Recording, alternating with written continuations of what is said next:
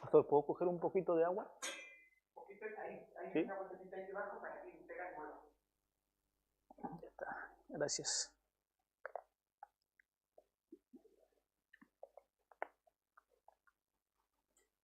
Hay que mojar el buche, como dicen en mi país. Buenas noches con todos. Después de una temporada volviendo, he estado con exámenes en la universidad, pero a la vez organizándome para no dejar de un lado las actividades de la iglesia y pues poder seguir ayudando al pastor y predicándoles a ustedes una vez al mes sin dejar de servirles. El mensaje del día de hoy está en el libro de Hechos, Hechos capítulo 17, del 16 al 34, y búsquenlo y después oraremos antes de empezar, porque si no me olvido de orar y me doy cuenta al final. Por eso de una vez. Hechos capítulo 17, versículos 16 al 34. ¿Ya lo tienen? ¿Sí? Vale, oremos antes de empezar, por favor. Padre Santo, te damos gracias, Señor, por un día más de vida, por traernos aquí a la iglesia. Pedimos tu bendición para este momento, Señor, que seas tú obrando, Señor, alrededor de nosotros para poder llevarnos, Señor, lo que tú quieres enseñarnos a través de este mensaje. Bendícenos, Padre, a los que no han venido, Señor. Te pedimos que los traigas el domingo aquí, Señor, a tu casa, a escuchar la predicación de tu palabra. Y te rendimos, Señor, este momento a ti. Gracias te damos en nombre de tu Hijo Jesús. Amén.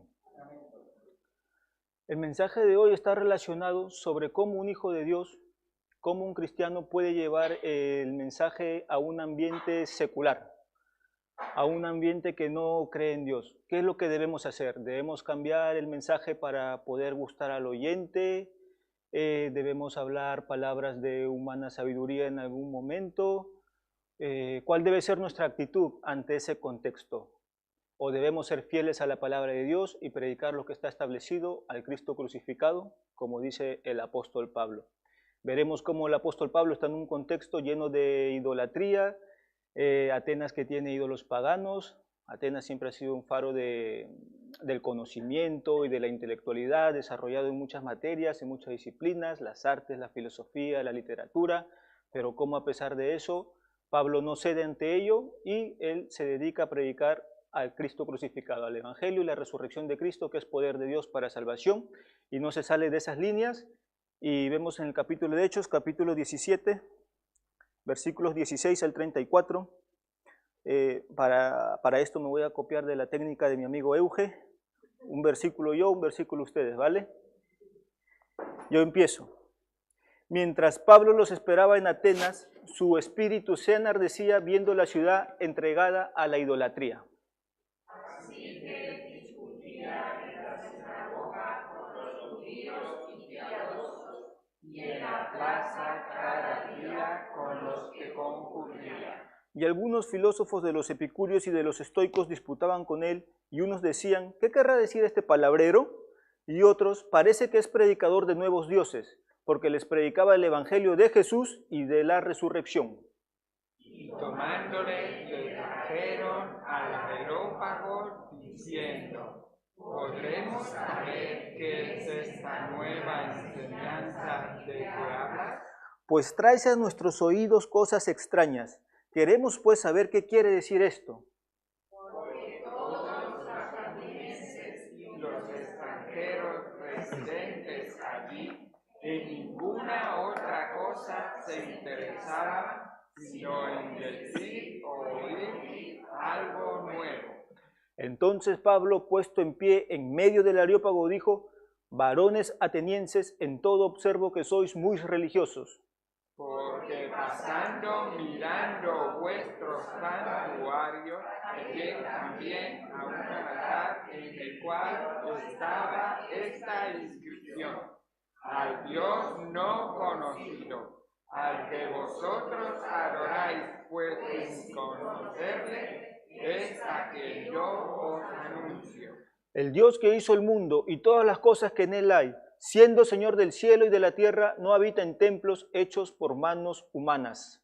Ni es honrado por manos de hombres, como si necesitase de algo, pues Él es quien da a todos vida y aliento y todas las cosas. Y de una sangre ha hecho todo el linaje de los hombres, para que habiten sobre toda la faz de la tierra, y ha prefijado el orden de los tiempos y los límites de su habitación. Para que busquen a Dios, y en alguna manera, palpando, pueden hallarle, aunque ciertamente no está lejos de cada uno de nosotros. Porque en Él vivimos y nos movemos, y somos, como algunos de vuestros propios poetas también han dicho, porque linaje suyo somos. Siendo pues linaje de Dios, no debemos pensar que la divinidad sea semejante a oro o plata o piedra, escultura de arte y de imaginación de hombre. Pero Dios, habiendo pasado por alto los tiempos de esta ignorancia, ahora manda a todos los hombres en todo lugar que se arrepientan. Por cuanto ha establecido un día en el cual juzgará al mundo con justicia por aquel varón a quien designó, dando fe a todos con haberle levantado de los muertos. Pero cuando oyeron lo de la resurrección de los muertos, unos se burlaban y otros decían, ya te oiremos acerca de esto otra vez. Y así Pablo salió de medio de ellos. Mas algunos creyeron juntándose con él, entre los cuales estaba Dionisio el Areopagita, una mujer llamada Dámaris, y otros con ellos. Vale. En este pasaje vamos a ver versículos que nos tratan de explicar el contexto en el cual Pablo se encontraba. Alguno puede decir que de esos pasajes hay poca información, pero yo considero que hay información que debe ser destacada ahí, como por ejemplo la idolatría. ¿Por qué Pablo, al ver la idolatría del pueblo ateniense, al percatarse de ello, cómo es que se puede encontrar, ¿no?, con una inscripción al Dios no conocido? Y a partir de ello, llevar el mensaje. Vamos a ir desarrollando. Mientras Pablo los esperaba en Atenas, su espíritu se enardecía viendo la ciudad entregada a la idolatría.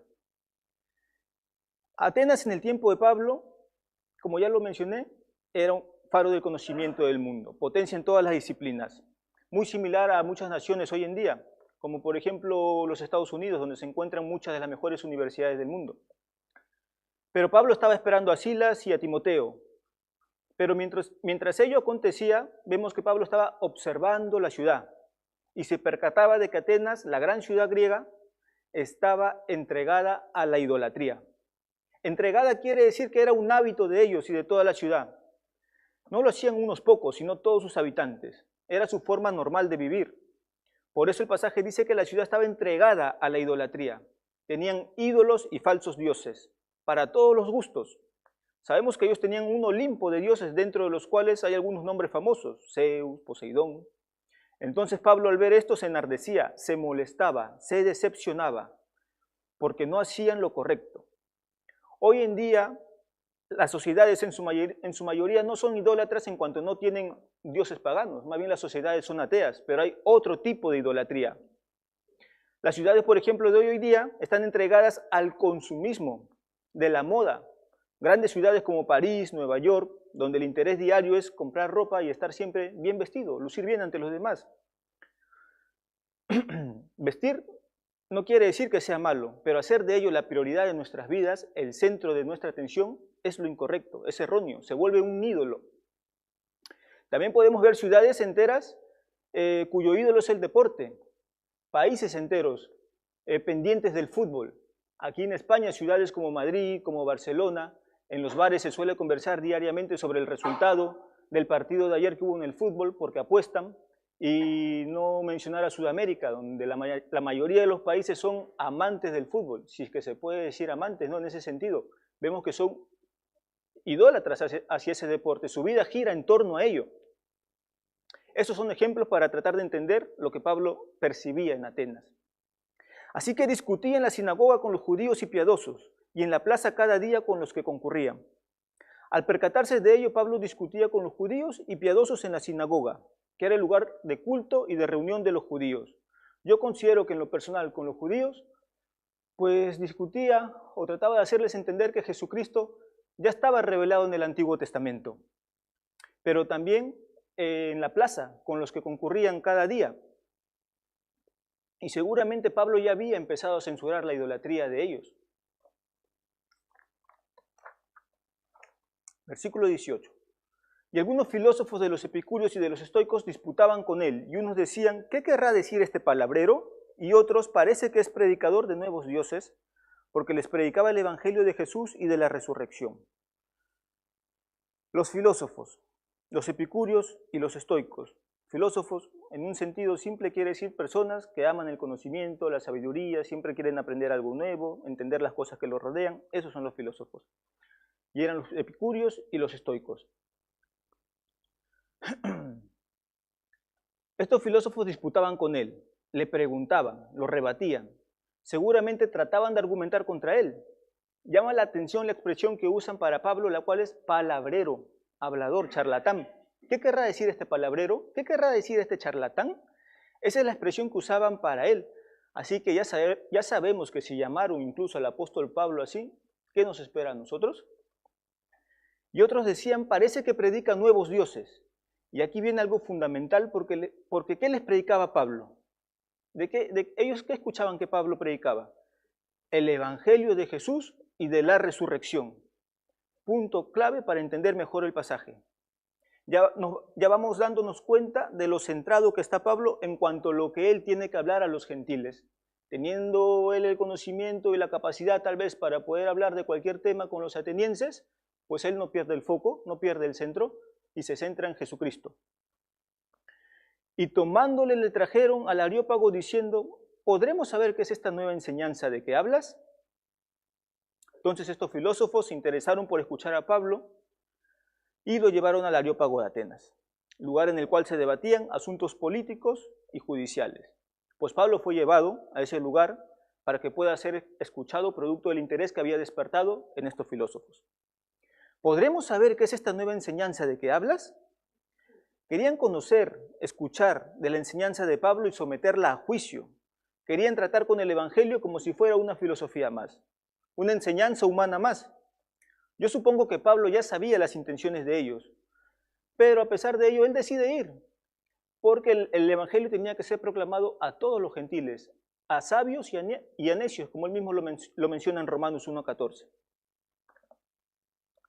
Pues traes a nuestros oídos cosas extrañas. Queremos pues saber qué quiere decir esto. A ellos les inquietaba la novedad de lo que Pablo predicaba.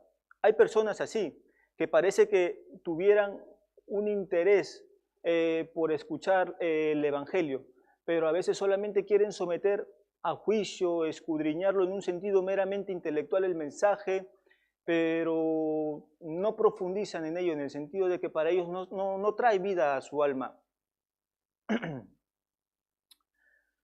Pero Pablo conocía la forma de comportarse de los atenienses. Pablo anteriormente sabemos que era llamado Saulo de Tarso, y Tarsis tenía pues influencia griega. Él también fue creado dentro de la cultura griega. Es por eso que él accede, porque ya los conoce. Por eso dice, me he hecho, en 1 Corintios 9, 20, 21, me he hecho a los judíos como judío para ganar a los judíos, a los que están sujetos a la ley, aunque yo no esté sujeto a la ley, como sujeto a la ley para ganar a los que están sujetos a la ley. Y a los que están sin ley, a los gentiles, como si yo estuviera sin ley. No estando yo sin ley de Dios, sino bajo la ley de Cristo para ganar a los que están sin ley. Se hace a los griegos, se hace a ellos, cede un poco, no en cuanto a su doctrina, pero sino en cuanto a que conoce su carácter, conoce su forma de ser, entonces cede un poco. Entonces vemos que con el propósito de ganarlos, Pablo les da por su lado a los griegos, sin dejar la esencia del evangelio. Esto hay que tenerlo en cuenta, porque él no cambia su mensaje. Vimos hace un momento que ya lo habían oído hablar sobre el evangelio de Jesús y de la resurrección. Entonces Pablo dice, vale, a ustedes les gusta toda esta parafernalia del debate y el buen discurso. Si de esa manera ustedes me pueden prestar atención, yo estoy dispuesto a subir a su centro de reuniones, al Areópago, y aprovechar el momento para predicarles.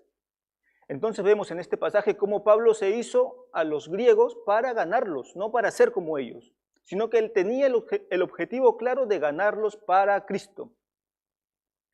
Versículo 21. Porque todos los atenienses y los extranjeros residentes allí en ninguna otra cosa se interesaban sino en decir o en oír algo nuevo. Los atenienses no se interesaban sino en aprender algo nuevo. Lo que más los cautivaba era el conocimiento. Y Pablo lo aprovechará para predicar. A veces las oportunidades que vamos a tener nosotros no van a venir de la manera que nosotros queremos. A veces suelen pasar como le sucedió a Pablo. Él pudo tener miedo y no acceder, o irse por las ramas y terminar hablando de otros asuntos. Pero Pablo desde un principio tenía claro que debía de predicarles el Evangelio, ya que había visto esa ciudad entregada a la idolatría.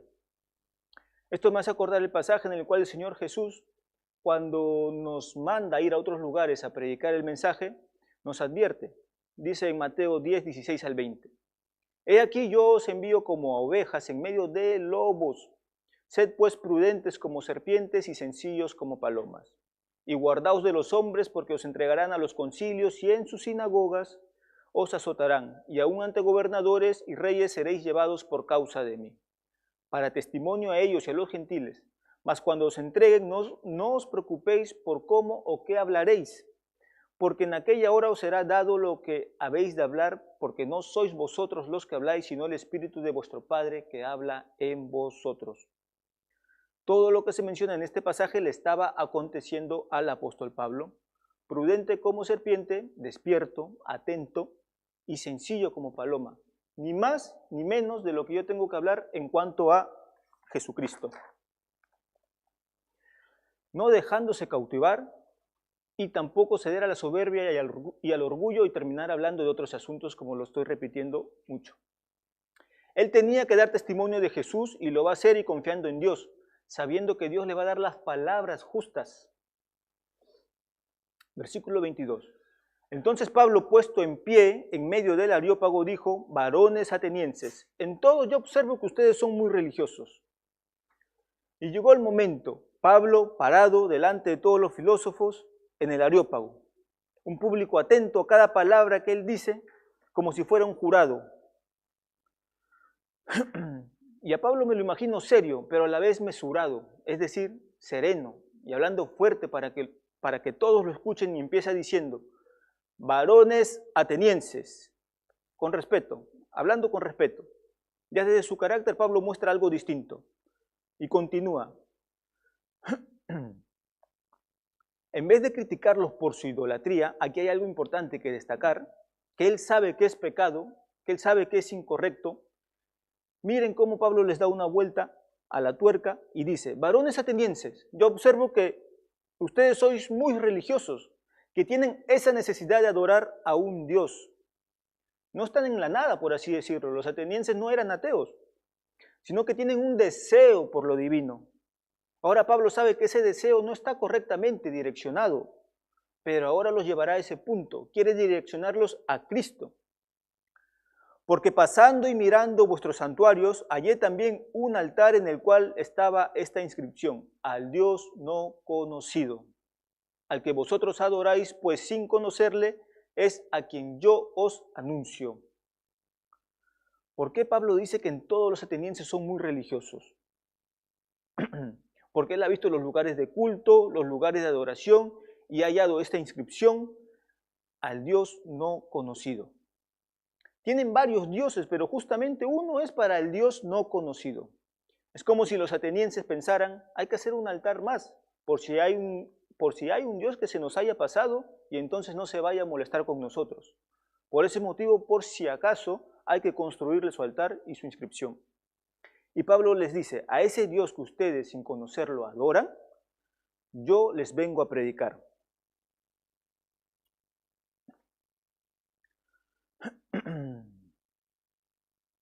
Desde el primer momento, Pablo sabe que los griegos estaban equivocados en cuanto a su adoración y su idolatría. Eso es innegociable. Pero a la vez, al estar atento a sus elementos culturales, como esa inscripción de la cual se percató, pudo servirse de ello para predicar a Cristo. Aquí hay una lección, porque esto nos enseña algo a nosotros. Porque muchas veces nosotros, a la hora de predicar, podemos caer en el error de juzgar inmediatamente. Por ejemplo, una imagen, un crucifijo o cualquier otro elemento que nosotros podemos saber que esas personas que lo tienen le dan un uso incorrecto. Pero si nos detuviéramos un poco, por ejemplo, por poner un caso, estamos en la casa de un amigo y él nos cuenta que es católico y tiene un cuadro de Jesús en su salón, y si tú tienes la sospecha de que él solo es religioso como los atenienses, ahí es donde tienes que ser prudente como serpiente y manso como paloma, y no criticar de primera mano, sino usar ese elemento para introducir a Cristo. Por ejemplo, puedes preguntar, oye, ¿sabes que el que está en ese cuadro es Jesús, verdad? Sí, probablemente te conteste. ¿Sabes por qué vino él al mundo? Y de repente su respuesta ya no es tan clara. Te contesta pues para hacer milagros y para sanar gente, hechos que son reales, pero esa no fue la razón principal por la cual Jesús vino al mundo. Y ahí es donde tú empiezas. Oye, yo puedo contarte más cosas sobre Jesús. ¿Quieres saber por qué él tuvo que morir en la cruz? ¿Y sabes qué pasa si tú crees que Jesús murió en la cruz por ti?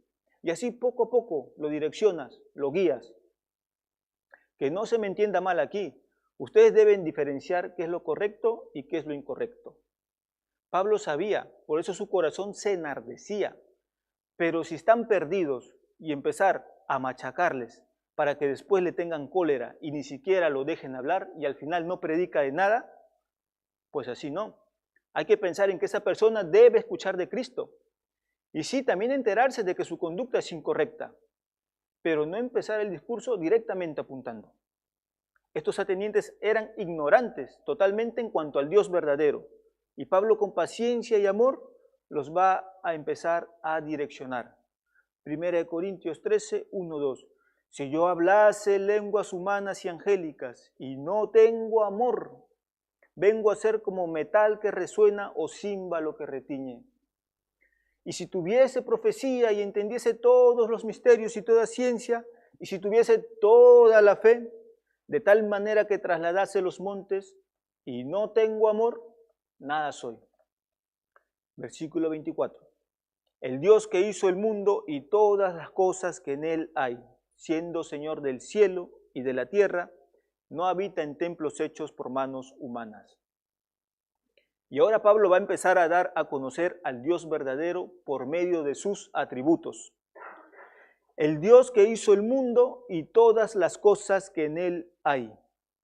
Pablo no suelta estas palabras al azar o porque simplemente suenen bonitas, o porque fue lo primero que se le ocurrió, o porque estaba nervioso.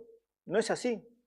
Al decir esta frase, él empieza a distinguir al único Dios verdadero de todos los ídolos paganos. El Dios que hizo el mundo. Está hablándoles acerca de un Dios creador, que tiene el poder de hacer todo lo que existe.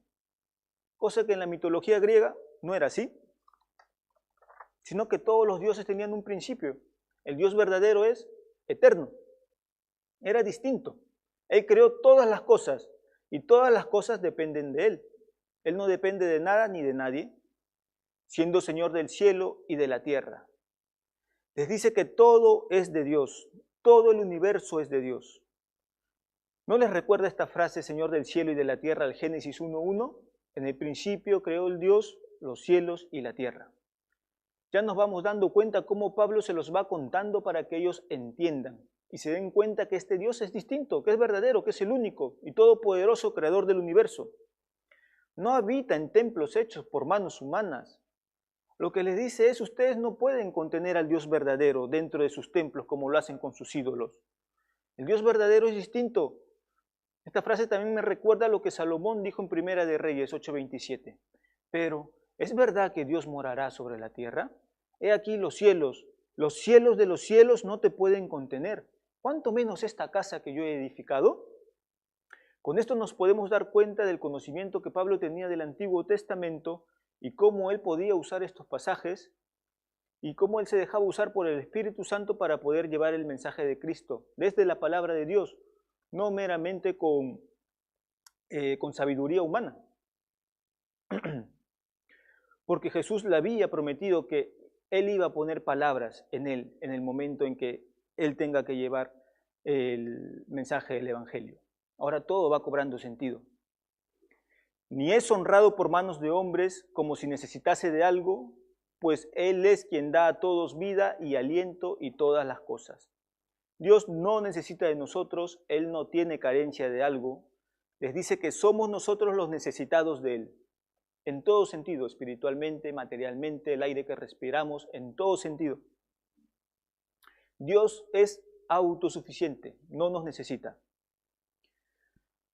Me recuerda el Salmo 50, versículos 11 y 12, donde el salmista pareciera ser un poco sarcástico y dice Dios: conozco a todas las aves de los montes y todo lo que se mueve en los campos a mí me pertenece. Si yo tuviera hambre, no te lo diría a ti, porque mío es el mundo y su plenitud. Sabemos que Dios no tiene hambre, pero nos pone en ese supuesto. Si yo tuviera hambre, a ti no te lo pediría, yo simplemente lo cogería porque es mío. No me puedes a mí servir en ese sentido. Si todo es mío, entonces Pablo lo diferencia. Él es quien da a todos vida y aliento y todas las cosas. Nuevamente les dice, sus vidas Dios se las ha dado. El aliento de vida Dios sopló en sus narices. Él es su creador, Él es el dador de sus vidas. Pablo les da a entender que Dios es su propietario, que le pertenecen y que ellos van a tener que rendir cuentas por esa razón. Génesis 2:7. Entonces Jehová Dios formó al hombre del polvo de la tierra y sopló en su nariz aliento de vida y fue el hombre un ser viviente. Hechos 3:15. Ustedes mataron al autor de la vida, pero Dios lo levantó de los muertos.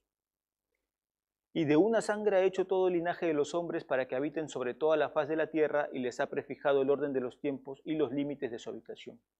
De un solo hombre descienden todos los hombres, de Adán, y les ordenó que habiten toda la tierra. Pablo una vez más mostrando el conocimiento que él tenía del Antiguo Testamento y cómo Dios usaba esto para que se pueda dar a conocer a los gentiles. Y les ha prefijado el orden de los tiempos y los límites de su habitación. Dios está en control de todos los sucesos, ha puesto los límites y nada se le escapa. Esto muestra a un Dios soberano y omnisciente, que no puede ser sorprendido por nada, por ninguna acción nuestra. Para que busquen a Dios y en alguna manera palpando puedan hallarle, aunque ciertamente no está lejos de cada uno de nosotros. ¿Por qué Dios no está lejos de cada uno de nosotros? Otro atributo de Dios, porque Él es omnipresente. Esta es la razón por la cual Él no es lejano a nosotros. Eso es lo que Pablo quiere que entiendan. Pueden hallarlo, pueden palparlo, no en un sentido material, porque Dios es espíritu, pero pueden acercarse a Él. Por si es que se les ocurría que era un Dios creador, pero alejado de sus criaturas, alejado de su creación, como aún hoy en día algunos suelen pensar. Algunos creen que hay un Dios que creó el universo, pero que encendió la chispa, como dicen, y que se desentendió de todo. Pues en ese tiempo parecía que los atenienses también pensaban de esa manera, y Pablo les dice, no, ustedes pueden hallarlo, pueden palparlo, es un Dios personal con el que pueden tener una relación. Para que busquen a Dios y en alguna manera palpando puedan hallarle. Porque en Él vivimos y nos movemos y somos, como algunos de vuestros propios poetas también ha dicho, porque linaje suyo somos. Algunos de vuestros propios poetas también ha dicho, ese poeta se llamaba Arato, un poeta griego. Podemos aquí preguntarnos qué pasa con Pablo, está citando a un escritor pagano. Yo cuando leí este mensaje por primera vez también me hice esa pregunta, ¿por qué Pablo lo cita? Pero hay una verdad, y esa es que toda verdad proviene del Espíritu Santo, toda verdad es de Dios, y los hombres pueden encontrar esa verdad meditando en las cosas, pensando en las cosas. ¿Cuántos de nosotros, aun cuando no éramos cristianos y ni siquiera habíamos leído la ley de Dios, por ejemplo, en el Éxodo o en Deuteronomio, cuántos de nosotros sabíamos que teníamos que honrar a nuestros padres sin haber leído ese mandamiento? Sabíamos porque está en nuestra conciencia, está en nuestra mente. Ese es un conocimiento que proviene del Espíritu Santo. Está impartido en nosotros. Es en ese sentido que toda verdad proviene del Espíritu Santo y el hombre lo va descubriendo desde pequeño. Pues sabe que esto es malo, sabe que esto es bueno, ¿Por qué? A veces a los niños no se les enseña y tienen vergüenza de que han hecho algo malo y tú no le has dicho al niño esto es malo, pero tiene vergüenza de que es malo, porque es un conocimiento que está ahí, es innato. Entonces, en ese sentido, pues ese poeta, meditando, razonando, descubrió que hay un Dios y linaje suyo somos, y Pablo usa ese elemento, que es de los griegos, para captar más su atención. Es por ese motivo. Nada más que por eso tampoco, o sea, no hay que darle tanta cuerda a eso. Siendo pues linaje de Dios, no debemos pensar que la divinidad sea semejante a oro o plata o piedra, escultura de arte y de imaginación de hombres. Los atenienses están acostumbrados a representar lo divino por medio de monumentos, como la estatua de Zeus, que está hecha de oro y madera, por ejemplo. Tenían esa tendencia a humanizar a sus divinidades.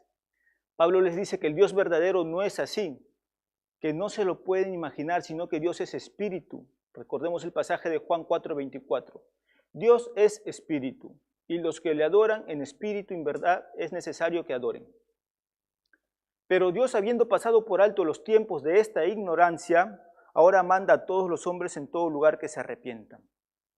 Ahora Pablo dice, Dios siendo todo lo que yo les he comentado, soberano, creador, poderoso, omnipresente, omnisciente, teniendo la autoridad y potestad para poder juzgarlos, Él, aún siendo todo ello, ha decidido pasar por alto los tiempos de esta ignorancia y manda a ustedes, al igual que todo el mundo, que se arrepientan. Atenienses, alicantinos, peruanos, argentinos, ustedes deben arrepentirse. Ahora saben quién es el Dios verdadero, saben contra quién han pecado, pero Dios aún así les da la oportunidad de arrepentirse. Y Él pasa por alto los tiempos de la ignorancia de ustedes. Dios está actuando justamente, no desaprovechen esta oportunidad. Me lo imagino a Pablo como embajador de parte de Dios, que Él también dice que Él viene a nosotros como si fuera embajador de parte de Dios a querer reconciliar a esos hombres con su Creador. Por cuanto ha establecido un día en el cual juzgará al mundo con justicia por aquel varón a quien designó, dando fe a todos con haberle levantado de los muertos. Dios, que ha determinado los límites de la humanidad, ha establecido un día en el cual todos nosotros, todos los hombres, seremos juzgados por aquel varón a quien Él ha designado. Ese varón es Jesucristo. Filipenses 9:11, por lo cual Dios también le exaltó hasta lo sumo y le dio un nombre que es sobre todo nombre, para que en el nombre de Jesús se doble toda rodilla de los que están en los cielos y en la tierra y debajo de la tierra, y toda lengua confiese que Jesucristo es el Señor, para gloria de Dios Padre. Y la razón por la cual va a juzgar a todos es porque Jesús está vivo. Dios lo ha levantado de entre los muertos, lo ha resucitado. Por eso deben creer, atenienses, que Jesús murió por sus pecados y que resucitó, y que si ustedes creen en Él, será su abogado ante Dios ese día, y que Dios entonces los va a conocer como hijos suyos por medios de Jesucristo. Solo por medio de Él los puede conocer como hijos, por medio de Cristo. Pero cuando oyeron lo de la resurrección de los muertos, unos se burlaban y otros decían, ya te oiremos acerca de esto otra vez. Estaban atentos, al parecer, hasta que oyeron lo de la resurrección, llegando al punto de burlarse de Él. La resurrección del Hijo de Dios es algo que se toma y se cree por la fe. Por fe. No es algo que debe ser demostrado para después creerlo. Lo digo porque hoy en día está muy en moda querer tratar este asunto de la resurrección con instrumentos humanos para poder llegar al incrédulo, y en un sentido los hombres pueden llegar a creer, pero solamente aquí, y no hay vida en ellos, solamente lo llegan a sentir, a aceptarlo, pues bueno, esto tiene sentido, puede ser que sí. Algunos dicen que usan un método legal para poder demostrar estas cosas. No, la resurrección es algo que se cree por fe. Dios da razones de por qué nosotros debemos creer en Jesucristo. Las razones son bíblicas, son de acuerdo a la sabiduría de Dios. Si nosotros nos salimos de eso que Dios ha determinado para poder enseñar su plan divino, pues lo estamos haciendo de manera errónea. La resurrección es algo que se cree por la fe. No podemos demostrar científicamente, primero que se puede resucitar a alguien para después poder creer en la resurrección de Cristo. Dios no lo ha determinado así. Él lo ha hecho por la fe. E incluso Dios se pone como garante y dice, y si Cristo no resucitó, vana es entonces nuestra predicación y vana es también vuestra fe. Si Cristo no ha sido levantado por Dios de entre los muertos, todos los hombres que predican a Cristo crucificado lo han predicado en vano. Todos los oyentes que han creído en Jesucristo han creído en vano.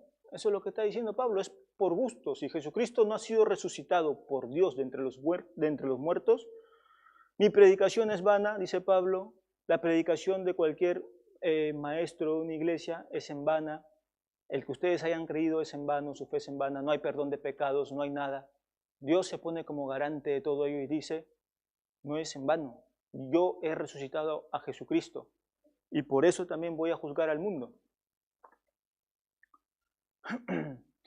Estos atenienses respondieron al mensaje como si esto fuera locura, pero esto es algo de lo que la Biblia ya nos advierte a nosotros, porque la palabra de la cruz es locura a los que se pierden, pero a los que se salvan, esto es a nosotros poder de Dios. Pues está escrito, destruiré la sabiduría de los sabios y desecharé el entendimiento de los entendidos. El plan divino es sabiduría de Dios, no es sabiduría humana, es sabiduría de Dios y nosotros tenemos que estar potenciados, por así decirlo, por su espíritu para poder entenderla. Tenemos que ser dirigidos por su espíritu para poder creerla y eso es lo que nosotros debemos pedir en oración. Gracias a Dios que nosotros pudimos responder al mensaje y que lo tenemos como sabiduría de Él y que por su amor Él nos ha redimido. Y así Pablo salió de en medio de ellos. Pero habiendo cumplido con predicarles y al haberlo hecho con amor, tenía la conciencia tranquila y salió de en medio de ellos, tal cual lo mandó el Señor Jesucristo. Mateo 10, 13 y 14. Y si la casa fuere digna, vuestra paz vendrá sobre ella. Mas si no fuere digna, vuestra paz se volverá a vosotros. El que ustedes lleven el mensaje es lo que les toca a ustedes. Si la casa no los recibe, pues las consecuencias vendrán hacia esa casa o hacia quien los oye. Pero si la casa los recibe, ustedes se van con buena conciencia. En cualquier situación, si los reciben o no los reciben, la conciencia de ustedes es buena siempre y cuando el mensaje de Dios haya sido predicado. Eso es lo que Jesucristo dice. Mas algunos creyeron, juntándose con él, entre los cuales estaba Dionisio el Areopagita, una mujer llamada Damaris, y otros con ellos. En medio de todo, después de llamarlo palabrero desde un principio y de haber sido burlado él por causa de predicar a Cristo, pudo darse cuenta de que la palabra de Dios había hecho efecto en Dionisio, en Damaris y en muchos más. Y siempre va a haber personas que van a creer. En una audiencia siempre va a haber personas que van a creer. Y Dios nos manda por ellos también. Dice que tiene mucho pueblo en todas las ciudades. En ese entonces tenía mucho pueblo en la ciudad de Jerusalén, pero hoy en día Dios tiene mucho pueblo en todas las ciudades del mundo. Y lo que nos toca a nosotros es llevar el mensaje fielmente, porque gracias a Dios va a haber gente que va a creer. Va a haber gente que va a creer. Así sean uno, dos. Aquí como dice Dionisio, Damaris, son dos. Y otros más, no sabemos cuánto, pero menciona con su nombre a dos personas. Siempre va a haber. Siempre y cuando llevemos el mensaje fielmente. Si lo distorsionamos, las consecuencias van a ser otras. No van a ser las más esperanzadoras. Bueno, hermanos, ese es el mensaje que yo les quería traer el día de hoy. Predicar siempre a Dios con fidelidad, sea cual sea el contexto en que nosotros nos movamos, en nuestros trabajos, en nuestros estudios, en los colegios para los niños, que desde pequeñito sabemos que ellos van hablando de Cristo. En la medida del conocimiento que ellos tienen, ellos van a sus amiguitos conduciéndolos en un sentido, van hablando a los que están en la universidad, a los que están en el trabajo. Pues nosotros como adultos somos más atacados en un sentido porque nuestra audiencia es ya adulta, tiene un conocimiento más desarrollado, por así decirlo, en cuanto a todo lo que han absorbido durante su vida, pero todo ello a nosotros no nos tiene que asustar, no nos tiene que redirigir y llevarnos hacia otro lado, sino que nosotros nos mantenemos en el Evangelio de Cristo crucificado, que es poder de Dios para salvación a todo aquel que cree. Sea cuales sean las consecuencias, nosotros seremos responsables de predicar fielmente el Evangelio. No somos responsables de si esa persona cree o no. Esa persona tiene voluntad para creer. Ahora, si bien es cierto, debemos hacerlo con amor, porque dice Pablo que si él tiene todo el conocimiento del mundo y toda la fe para que se puedan mover todos los montes, pero si él no tiene amor, pues de nada le vale, de nada le sirve. Nuestra misión es llevar el Evangelio con amor, queriendo, con esas ganas, con esas esperanzas de que la gente se convierta, pero sin salirnos del foco que es Jesucristo crucificado. Siempre apuntando ahí, porque Satanás y sus instrumentos van a querer desviarnos y usando nuestra soberbia de que yo también puedo hablar de estos temas, yo puedo irme por aquí, puedo usar estos instrumentos, soy capaz, soy hábil, y entonces voy a querer cambiar las herramientas de Dios con las mías, y eso no va a traer buenos frutos, sino que los resultados van a ser erróneos. Si un hombre cree en Jesucristo en base al Evangelio de Dios que es predicado, sabemos que esa fe es genuina, esa fe va a dar fruto. Pero si un hombre en un sentido cree en Jesucristo por instrumentos humanos, por yo haberle dirigido de otra manera, esa fe en algún momento se va a caer. Se va a caer porque el Espíritu de Dios no mora en él, Dios no lo va a guiar porque su Espíritu no está en él, ha escuchado un mensaje que no es el adecuado, y entonces pues en algún momento se saldrá, si congrega en una iglesia se saldrá, o en algún momento dirá, no, yo ya no creo en esto. Ese es el resultado. Nosotros somos responsables de llevar el mensaje tal cual Dios nos lo entrega y hacerlo con amor, con la esperanza de que ese hombre se va a convertir y que Dios va a obrar en esas personas que escuchan. Oremos. Gracias, Padre Santo, por permitirme traer este mensaje. Señor, tú sabes que siempre lo he tenido en mi corazón, tal vez por el contexto en que yo paro, Señor. Todos somos propensos, Señor, a desviarnos, Señor, en nuestra carne. A veces nos creemos autosuficientes y queremos usar otros instrumentos, Señor, que no son los tuyos para poder querer que la gente congregue con nosotros. Venga, Señor, queremos convencerlo con la humana sabiduría, como tú lo mencionas en tu palabra, Señor. Pero recuérdanos, Señor, que si es con tu poder, Señor, que si es en base a lo que tú nos has enseñado, eso va a traer buenos frutos, Señor, y que es de la manera adecuada y correcta que a ti te gusta, y que además somos responsables ante ellos, Señor, de llevar correctamente el mensaje y con amor sobre todo. Padre, permítanos llevar este mensaje que llevó tu apóstol en ese tiempo, en una ciudad en la cual él podía ser confundido, pero sabemos que tú lo sostuviste, que tú le diste palabra, Señor, para que él pueda hacerlo, y de la misma manera ese Espíritu sigue obrando hoy en el mundo, Señor, el Espíritu Santo, y también nos da palabras a nosotros, Señor. Sabemos que tenemos personalidades distintas, a veces algunos son más atrevidos, por así decirlo, en llevar el mensaje, otros son más cautelosos, Señor, pero tú conoces, Señor, nuestro carácter, nuestra personalidad, y tú obras a pesar de ello, Señor. Solo que no nos permitas desviarnos de la sabiduría tuya, Señor, y del Evangelio de Jesucristo. Gracias te damos en nombre de tu Hijo Jesús. Amén. Amén.